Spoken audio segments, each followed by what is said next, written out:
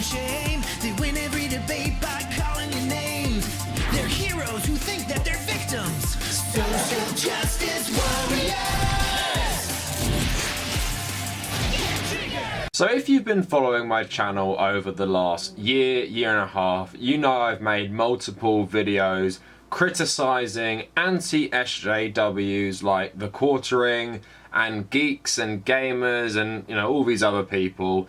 Now I thought today I'd make a video talking about how the anti-SJWs are just as bad as the fictional SJWs they often criticize. Now you guys might be wondering, why am I saying an SJW doesn't exist? Well, it's pretty clear from the way these guys describe what SJWs are that they don't exist. Anyone is an SJW. I'm an SJW for criticizing them. You know, someone else is an SJW because they like the choice of casting, you know, a black bisexual woman as Batwoman. They liked a transgender character in The Last of Us. They liked the gay couple in The Last of Us. Anyone who likes that stuff is an SJW. And it's really not clear what really constitutes an SJW. In my mind, what an actual one kind of is these liberals who champion things on a surface level but don't really, you know, get to the real problem. So I guess, you know, you've seen the reaction to Ruth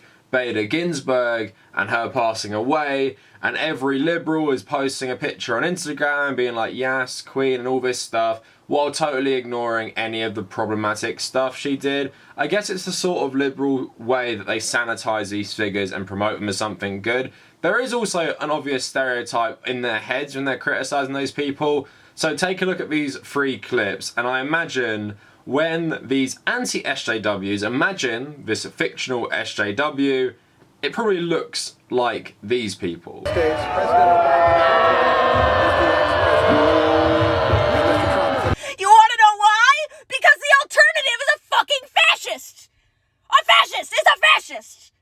Maybe we can have the conversation about dismantling the two-party system when a fascist isn't running! And what the anti-SJWs like to do is lump everyone in together. If you're basically left and centre right, you're an SJW. So liberals who love these optics of diversity, and then people who genuinely care about diversity and challenging the status quo, we're all the same according to anti-SJWs. Of course, what being an anti-SJW essentially is being a conservative who's against progressive change. They might paint it as something different, but make no mistake, that is essentially what this movement is, and it has been gaining traction throughout the last 5-6 years. I guess Gamergate was a big deal for them. But for the rest of the video, what we're going to talk about is what the anti-social justice warriors think a social justice warrior is. We're going to talk about the numerous controversies, how it is so predictable,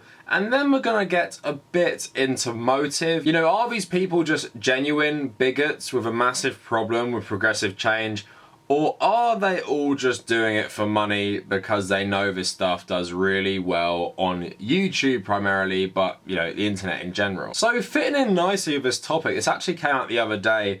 PragerU have put out this sort of parody cartoon called Social Justice Warriors. It's done in sort of a GTA satire kind of way, and it's a Saturday morning cartoon, and it just goes through all these characters who represent different elements of social justice warriors. So let's take a quick look. Victimizers beware.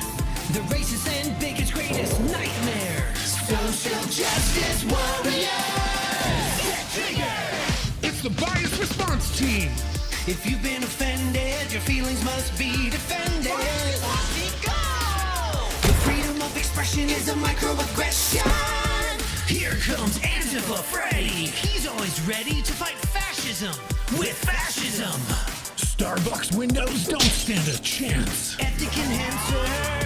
He's a systematic racism finder.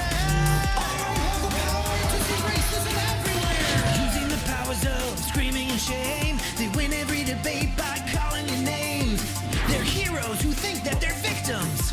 Social justice warriors.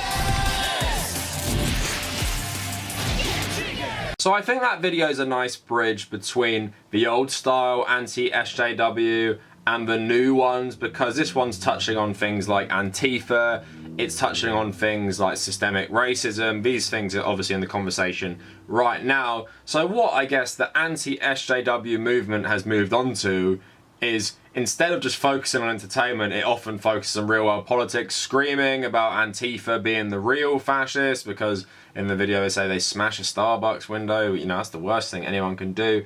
And it's just all the rhetoric that you normally see from the right, thinking everyone like us was so hysterical for just criticising the status quo, criticising all the propaganda and lies we've been fed our entire lives. Apparently we're all hysterical pink-haired SJWs who just want a virtue signal, and it's annoying this language actually gets more prominence with centrists as well, because I made a video about Angry Joe a lot of times talking about far left, you know, SJWs and all this crap, even though he was, you know, fairly decent on the Gamergate stuff.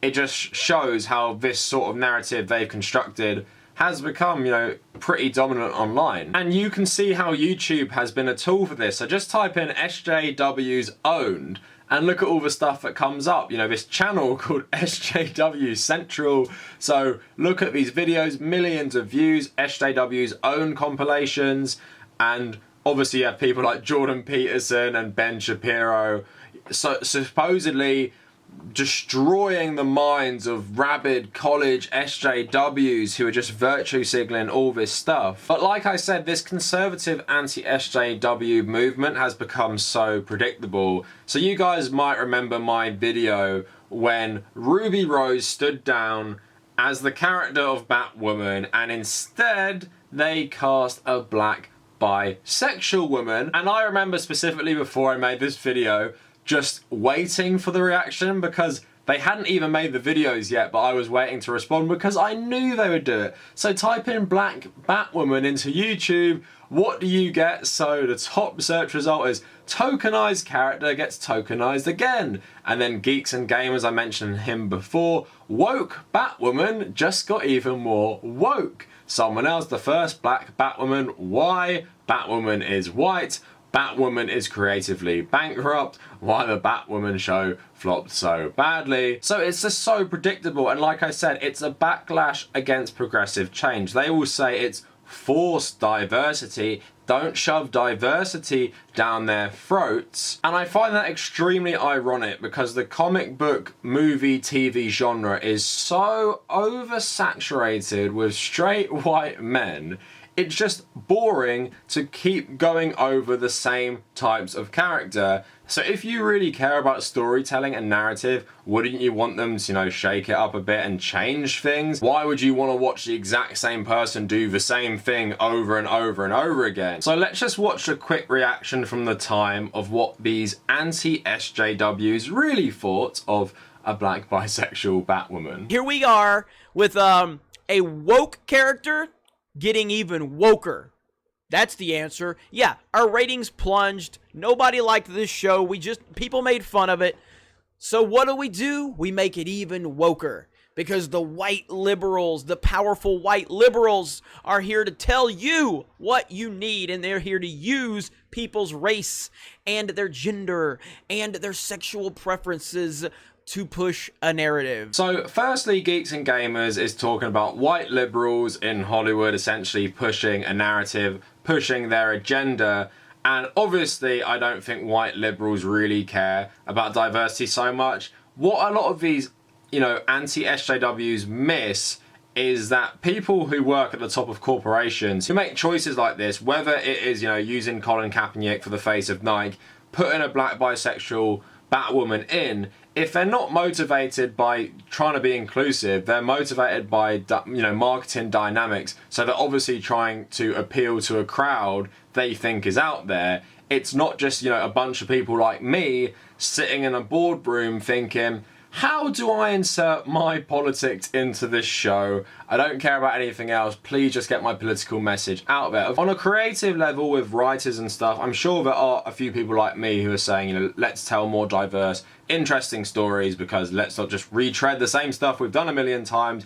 But at the top corporate level, which these guys seem to think this all comes from, I doubt there's many people like that, and they're probably just looking at it from a marketing perspective. And sometimes I feel anti-SJWs are actually quite close to understanding the point, but then they paint it all as some liberal Antifa leftist conspiracy where they lump everyone in together rather than just recognizing often corporations do try to appeal to people like myself by pretending they're inclusive and diverse. Think of all the corporations who put out, you know, Black Lives Matter messages, and that is the real issue, not that we're all some big conspiracy trying to ruin your video games. So let's move away from the Batwoman criticism and let's move on to The Last of Us Part 2. Now, I have made a big video essay on the anti-SJW reaction to The Last of Us Part 2. I personally really love the game. I really love the story. I really love how it was crafted. I've listened to all the interviews with the director of the game, Neil Druckmann. I've listened to the official podcast, really talking about all the creative choices they put in. Obviously, in my opinion, I feel they did the diversity really well, and I really enjoyed these stories. But when The Last of Us Part 2 leaks came out, of course, the anti-SJWs jumped all over it, and it was so cringe-worthy and cringe-inducing just seeing how supposed fans of the first game would have such a meltdown when they heard these leaks. So careful going forward, I'm probably going to spoil some of The Last of Us Part 2, so stop watching if you haven't played that game and you want to do so. So just type in The Last of Us Part 2 transgender and you get all these videos. Last of Us 2 is amazingly bad. Woke game backtracks on trans character. Last of Us 2 leaks save me $60. Trash, trash, trash in the thumbnail. This is why The Last of Us 2 flopped, even though it sold insanely well, and The Last of Us 2 influenced by Anita Sarkeesian, even though it really wasn't. Just the director of the game, Neil Druckmann, said he kind of appreciated her work. So basically, if you don't know what the backlash was, initially people were spreading the rumour that Abby in the game was actually a transgender character. There is a transgender character in the game, it isn't actually Abby. Didn't stop everyone from freaking out. The leaks also said that Abby was the one who killed Joel. People were also mad that Ellie was gay in the game and she had a girlfriend, which was clearly established in the DLC for the first one, Left Behind. Again, these people are supposedly fans of the franchise, supposedly really like the first game, supposedly really like the writing, the story, and how the first game made you uncomfortable. It made you do things you didn't want to do as Joel, but the game didn't care. It was just there to tell a story. It wasn't about your choices or your opinion. So that's why I'm extremely skeptical any people who criticize this game like this were actually fans. But let's get into a bit of the criticism from Geeks and Gamers, Laura Chen, and the Quarter Pounder. I have a different standard for what I like to call good entertainment. I like things, you know, that are relatable, that make me laugh or cry, depending what it is. I like a compelling, thought-provoking story, that kind of stuff. But yeah, no, for these people, diversity, subverting expectations. And what's so interesting about this is that a lot of the time when these studios pander to activists, it blows up in their face, because these types of activists that they're trying to court are the types of people, I mean, they're Karens, right? They're never going to be satisfied, and they're always going to demand more from you, and it will never be enough. So why these studios even try to pander to them time after time, I still don't quite understand, but, you know, whatever. It's their prerogative. They can do what they want. But as we've been getting more information about this game, it has been pretty clear that it's going to be bogged down by what almost everything that gets popular gets bogged down by: identity politics and SJW nonsense, because this is what they do. If something is popular, if something has a platform, they want to interject that into whatever it is that has the platform. We've seen this over and over again from movies, we've seen it in certain games, and now we're seeing it potentially within The Last of Us 2. It's not like people like this don't exist, and we shouldn't react to it immediately and say, oh my god, get woke, go broke.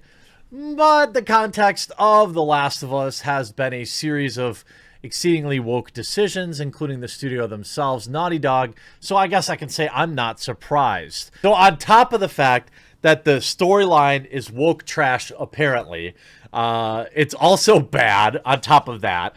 And the woke people that they were pandering to are pissed that Naughty Dog was crunching their employees and seemed to be totally fine with the leak. And to further illustrate the woke backfire, all you need to do is look at Twitter and type The Last of Us trans, and you'll find a ton of outrage. So I think the main thing that I see from this criticism specifically is just how stupid these people are, because I don't understand how they think, you know, pretty much the same creative team who created the first game suddenly thought, for the second game, let me just interject a load of irrelevant politics because I feel like it. If you listen to, obviously, Neil Druckmann and you know, the actor Troy Baker who plays Joel and Ashley Johnson who plays Ellie, it's clear they always knew what they were doing. This is always the story they wanted to tell. The only thing I would say is that Neil Druckmann talks about telling more interesting stories. And Neil also talks about the actors themselves making these characters gay. So the actor of Bill actually said Bill should be gay. Neil Druckmann didn't write him that way. Making Ellie gay was a discussion between the actress of Ellie and Neil Druckmann. And there are some trans employees who work at Naughty Dog which influence the character of Lev, the actual transgender character. Again, it's not part of some liberal, some leftist conspiracy. Neil Druckmann and the other writing team didn't just think, I'm going to put some woke trash politics in my game to ruin it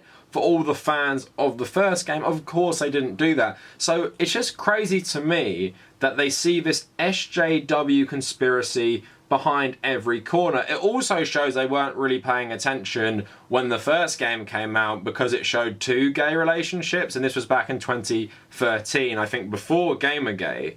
So if you were a massive fan, you know, Geeks and Gamers says he's a massive fan of the first game, I don't understand why you would suddenly have such a massive problem with the second game. This guy is just a bit of an idiot. But this gets to my overall point. So when I see all these people criticizing, you know, the SJWs, and they are so, I guess, rabid, they are so consistent, they make so many videos about Black Batwoman, about transgender characters in video games, about She-Ra being, you know, gay in that cartoon, all these different things.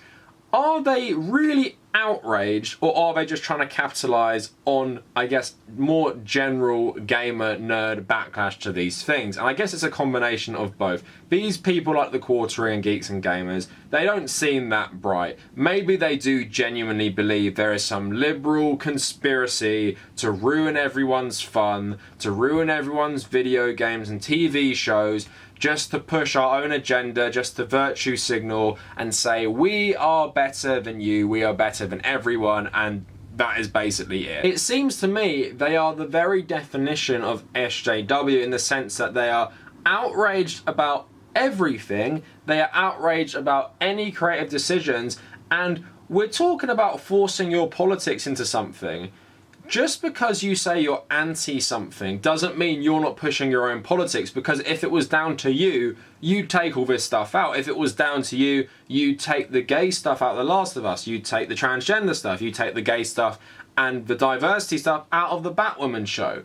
So how is that not you being outraged and then pushing your own politics on these things? You're the exact same thing as what you claim to be against, and I don't know how the irony isn't lost on them. It's just like that video I made about the Ronald Reagan controversy, where everyone was praising Ronald Reagan being depicted in Call of Duty and Yuri Bezmenov being featured in the trailer. Apparently that politics is okay. Putting your politics in games that way is okay. But putting politics in gaming by being more inclusive apparently is not okay and is some sort of conspiracy. But yes, this content, as you see, is very, very popular. So I pretty much believe people like TheQuartering, Geeks and Gamers, while they might believe it on some level, I don't think they believe everything they say. Apparently TheQuartering never even played Last of Us Part 1 or Part 2, but he's still making a ton of videos on it because he knows it will get clicks and make him ad revenue. It just really exposes them for the man babies they are. And I just think it's complete irony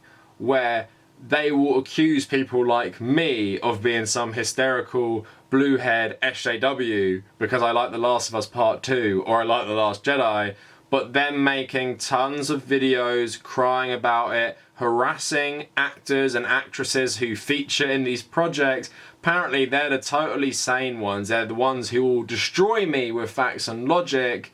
but they're the ones who are getting super aggressive and riled up about it all. So let me know what you guys think in the comments. But like the video, maybe subscribe to the channel. If you want to find me on social media, follow me at the Kavernacle on Twitter and on Facebook. Check out my Patreon in the description. Check out my WordPress and Medium. Also, follow me on Reddit, r/TommyCahill1995 for my personal Reddit, r/TheQuartering for my subreddit. And if you made it this far, thank you for watching.